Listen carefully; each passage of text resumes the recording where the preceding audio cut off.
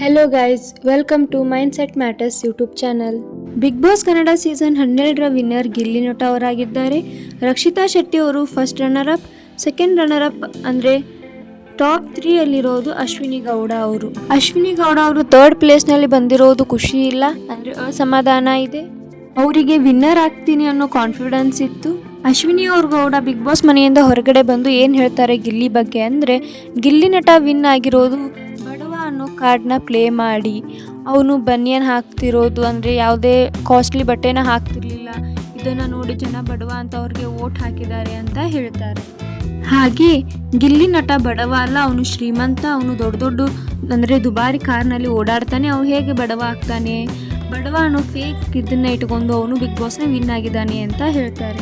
Vote ನೋಡೋದಾದ್ರೆ ನನಗೆ ಜಾಸ್ತಿ ಓಟ್ ಬಂದಿದೆ, ಗಿಲ್ಲಿ ನಟಗೆ ಜಾಸ್ತಿ ಓಟ್ ಬಂದಿಲ್ಲ. ನಾ ಗೆಲ್ಲಬೇಕಾಗಿತ್ತು, ಬಟ್ ಗಿಲ್ಲಿ ನಟ ಅವರು ಗೆದ್ದಿದ್ದಾರೆ ಅಂತ ಕೂಡ ಹೇಳಿದ್ದಾರೆ. ಇದಕ್ಕೆ ಗಿಲ್ಲಿ ನಟ ಹಾಗೆ ರಕ್ಷಿತಾ ಕಾವ್ಯ ಅವರು ಕೂಡ ರೆಸ್ಪಾಂಡ್ ಮಾಡಿದ್ದಾರೆ. ಏನಂತ ರೆಸ್ಪಾಂಡ್ ಮಾಡಿದ್ದಾರೆ ಅಂದರೆ, ಕಾವ್ಯ ಅವರು ಅವರ ಇನ್ಸ್ಟಾಗ್ರಾಮ್ನಲ್ಲಿ ಗಿಲ್ಲಿಗೆ ಕಂಗ್ರಾಟ್ಸ್ ಹೇಳಿದ್ದಾರೆ.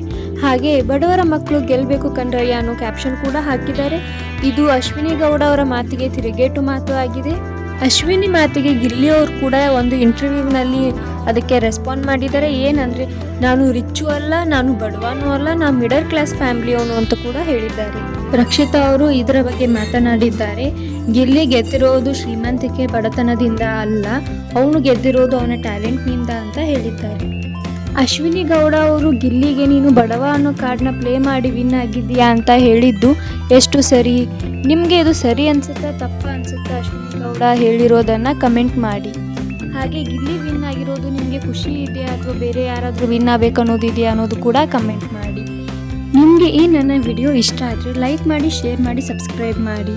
ಹಾಗೆ ಬೆಲ್ ಐಕಾನ್ನ ಪ್ರೆಸ್ ಮಾಡಿ. ನಿಮಗೆ ನನ್ನ ಮುಂದಿನ ವಿಡಿಯೋಸ್ ಎಲ್ಲ ನೋಟಿಫಿಕೇಷನಲ್ಲಿ ಬರುತ್ತೆ.